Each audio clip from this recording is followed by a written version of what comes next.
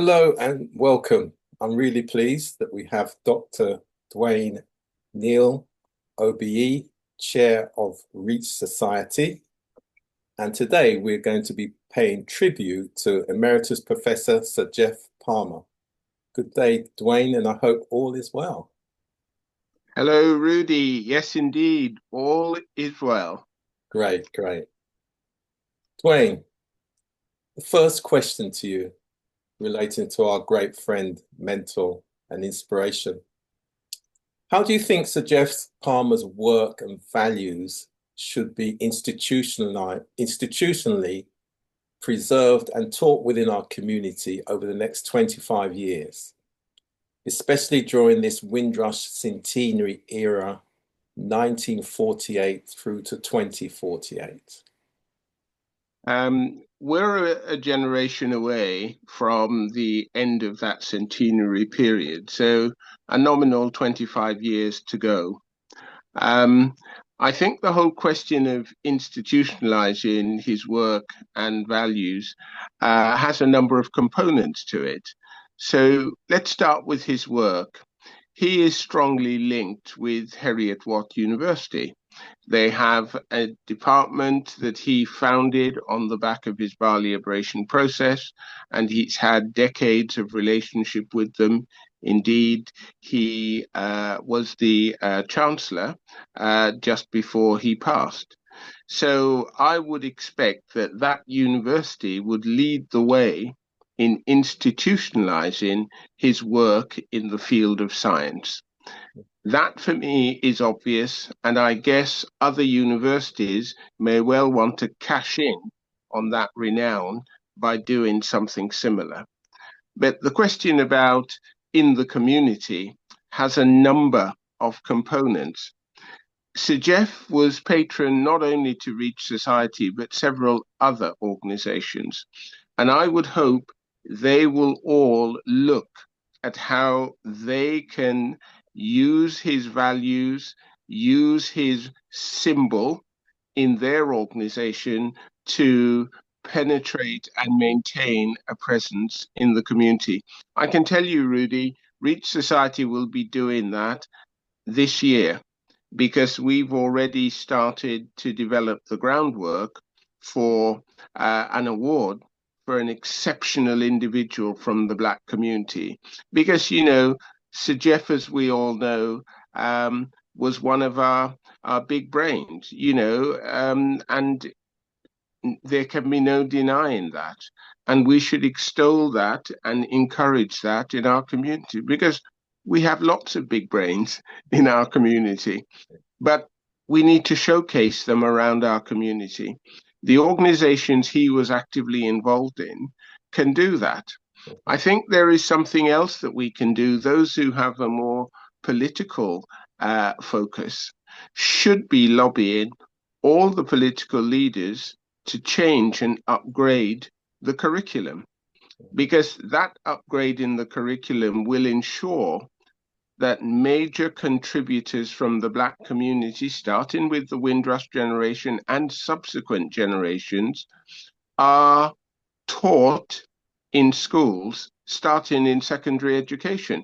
You know, Sir Geoff, I know, is famous for saying one thing, and that one thing I will never forget, and that is we can't change history, but we can change the consequences of history through education. And that is where, if we upgrade the curriculum to showcase the many contributors from the Black community, and of course, Sir Geoff is going to be in that list, then the consequences of the historical past of racism will be different. Okay. And we're touching on that now, in fact. So in what ways do you believe Sir Geoff's academic and scientific achievements challenge the dominant narrative about the contributions of the Windrush generations to Britain's intellectual and economic development? Yeah. Look, if we were to strip that question down into its simplest component, what you are basically seeing, even now, after 77 years of Black community in the UK, the modern Black community, there is still, from the society, the institutions that matter, a deadly silence about what the Black community, Windrush generations have contributed. And I believe by maintaining that deadly silence, it is actually condoning the narrative of contributing nothing. And so that is what Sir Geoff's experience, that is what Sir Geoff's example, that is what Sir Geoff's symbolism contradicts. He is basically saying, we matter. I am just one of many who matter. Rudy, you and I know several people from our community who have made huge contributions to this society. You know, without calling any specific names, let me just identify some sectors of British life. The healthcare sector would not be what it is today, founded in 1948, without the hundreds, thousands, tens of thousands of Windrush migrants who've worked all their lives in it. The transportation system would not have recovered as quickly without the skilled artisans who came and were a part of that in terms of getting the country moving. The construction sector, same thing. The education sector, same thing. I know loads and loads of educators who are of the Black community, and they were there when I was a child. They're there now. I'm a young man of 70, and they will still be there in the next generation. So those are just the obvious sectors where we have been contributing. But if there is a deadly silence about all of those contributors, we could forgive the average white person in this country from believing, oh, Black people are here, but they've done nothing. All they're doing is sponging off the state, which is the furthest thing from the truth. So Sir Geoff reminds this country that that narrative is not just wrong, it should be killed off. Education can do that. Absolutely. So, given Sir Geoff's strong stance against racial injustice and his belief in one shared humanity, how can his messages be transformed into practical tools for young people seeking social change today? That question is such an interesting question, because tools for young people seeking social change, I would flip that a little bit, Rudy, by saying young people may well have a lot of energy and a lot of passion, but the society remains under the control of the adults in our community. So the tools that you are seeking to identify must be available to everybody within the society. And those tools must be used by everyone in the society so that we can create a different culture. A culture where you're not reliant on the young to march in the streets or riot because they're fed up with the same old, same old. So those tools of inclusion and equality are essential if we're going to move beyond the historical past. That's what Sir Geoff was alluding to when he talks about education leading to different consequences. But let me also appeal to what you're saying when talking about racial justice. Sir Geoff was a scientist, and he specialized in the biological sciences. Now, why do I make that point? Most biologists will tell you, and I learned this in secondary school, that human beings, every cell in our body has 23 pairs of chromosomes. I'm not going to dive into deep science here, but everybody can double check that. One pair determines the gender. If it's XY, that pair says you're a boy. If it's XX, that pair says you're a girl. But this is the key thing. The other 22 pairs, known as the autosomal chromosomes, are used in every cell to define every aspect of our bodies. So when you inherit chromosomes from your mother, who happens to be white, and you inherit chromosomes from your father, who happens to be black, all of those chromosomes go together to define who you are. So Geoff, as a biologist, knows that, knew that, and we should be teaching that simple fact in our schools so that every child with a modicum of intelligence will deny any notion of inhumanity, because the fact that we're here means our chromosomes have defined it so. And it doesn't matter whether you're short or tall or white or black. You have 23 pairs of chromosomes. You inherit half of them from your mother, half of them from your father. They're coming together, created you. That's why Sir Geoff believes as he did. We are one humanity. By the way, some maverick scientists might want to combine a horse's chromosome with humans. Guess why? It doesn't work. That chimera will never exist. The number of chromosomes that horses have is far more than humans have. It ain't going to happen. So Geoff, as a biologist, knew that. And that is why he was saying the reason people are pushing this racial agenda is purely because they wish to divide and rule humanity. Now, I'm a scientist. I understand what Sir Geoff is saying. I don't think you need to be a professor of science to understand what I've just said. Okay. Yeah? Okay. So Geoff was passionate about education, as you've already stated, and engaging with young people. What specific messages or moments from his time with Reach Society do you think represent what we would call a passing the baton moment to the next generation?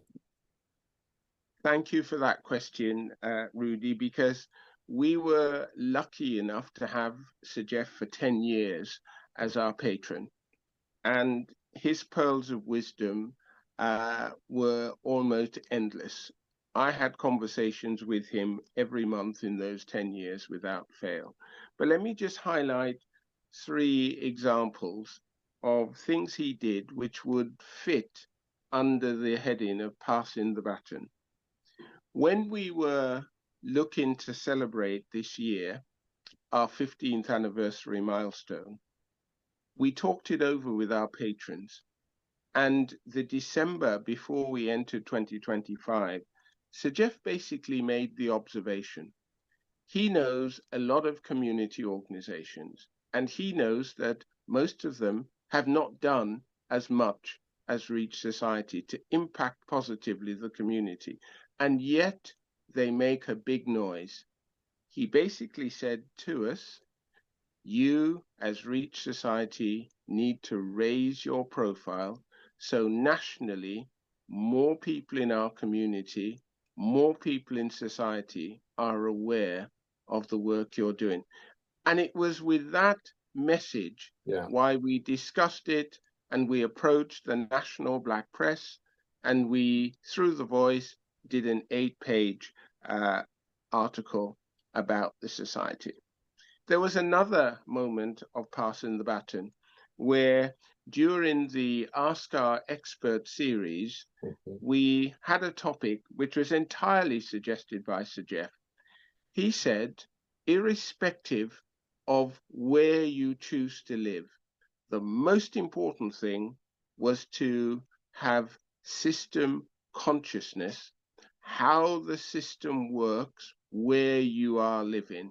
Because without system consciousness, you cannot truly hope to succeed in that place where you've chosen to live. And he gave us some wonderful examples of how that works. So knowledge of how the system works where you live is important. And we have trumpeted that simple but powerful message several times. And the last example of passing the baton was when we were about to start hosting 4 years ago our Windrush Day Thanksgiving gathering. And he basically reminded us that other communities, when they celebrated cultural esteem, which is effectively what our gathering is about, would also underpin it with a song. The Scots with O Lang Syne is part of celebrating their culture. The Welsh, you know, with all the songs that they sing, but part of that is, you know, very much around George and the Dragon. The Irish, if you're going to celebrate Irish culture, you need to be wearing something green. The more green, the more Irish. And so we heard that. And a good friend of mine, Mike Johnson, who you know, who recently passed, he and I took that on, got a professional songwriter to produce the Windrush Nation, which we have been using now for the last 2 years. The Windrush Nation anthem is sung at every one of our gatherings, but it was inspired by what Sir Geoff said to us. So those are very palpable moments where just a suggestion from Sir Geoff has led us in a particular direction, which have been incredibly beneficial. Thanks for that. And finally, DWAIN, another extremely powerful area of Sir Geoff's work in terms of how he explored how Enlightenment values coexisted with the brutalities of slavery. So how do you see his analysis influencing a broader cultural and historical awakening within Britain's national curriculum or its cultural institutions? Sir Geoff was a lot of things, but he was certainly honest.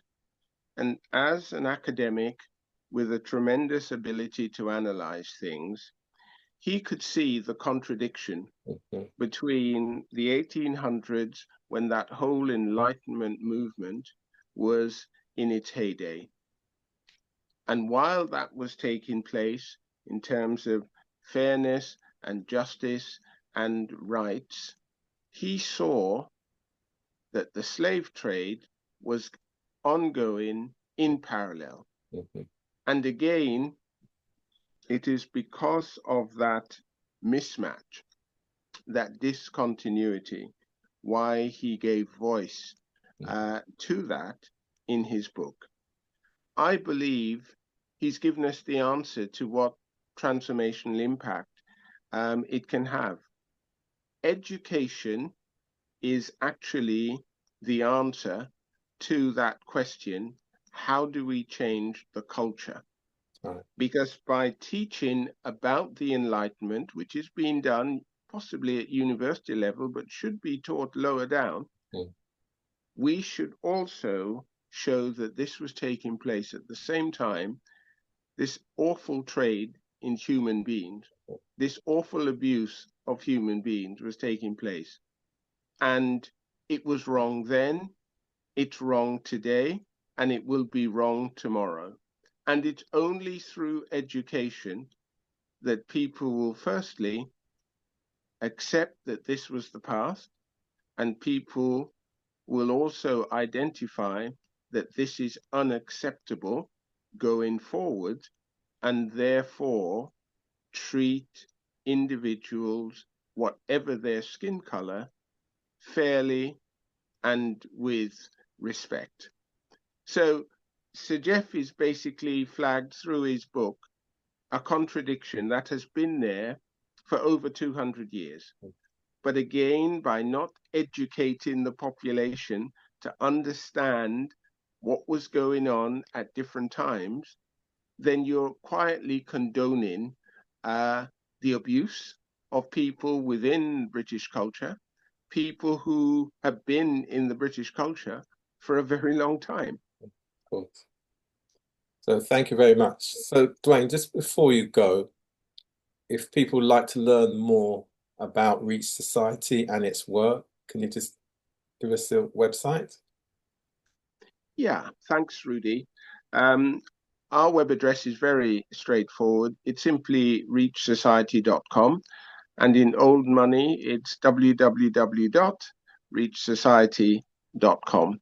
I would recommend the news page as the port of call, because we publicize things that are forthcoming, things recently done, and things of particular note. And all the pages have something of value, but the news page is the right place to start. Thank you very much, and see you again soon. Indeed. Thanks, Rudy. Always a pleasure. Take care.